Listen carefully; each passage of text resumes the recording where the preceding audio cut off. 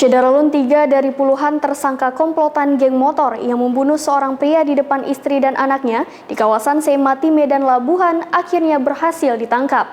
Berikut informasi selengkapnya. Bacur, kau tadi ojek kan? Iya. Alah lah. Kau bawa kelewat tadi? Bukan, sumpah. Syederalun 3 dari puluhan tersangka komplotan geng motor yang bunuh seorang pria di depan anak dan istri di kawasan Seimati, Medan Labuhan akhirnya ditangkap. Adapun ketiga tersangka itu diantaranya Ayub Pulungan warga Jalan Jawa Belawan, Azhari warga Jalan Bawal Pajak Baru Belawan, dan Abdul Salam warga Jalan Alu-Alu Belawan Bahagia.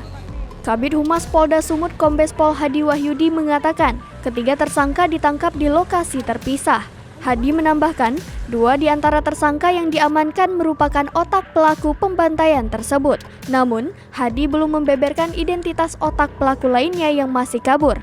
Polisi juga masih mengejar pelaku lain yang masih berkeliaran. Bapak 2 anak ini tewas dengan luka tikam yang cukup besar di bagian dada.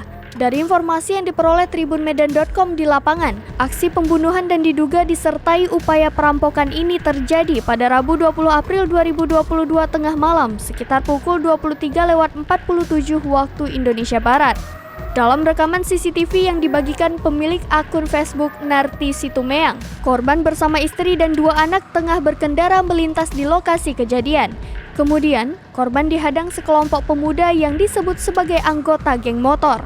Tak lama kemudian korban diserang, lalu terhuyung-huyung berjalan menuju ke arah rerumputan.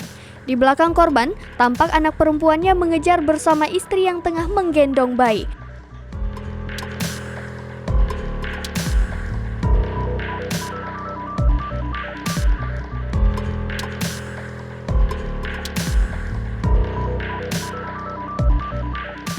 Syederalun, demikian informasi terkini. Saksikan terus berita lainnya di kanal YouTube Serambi On TV dan website serambinews.com.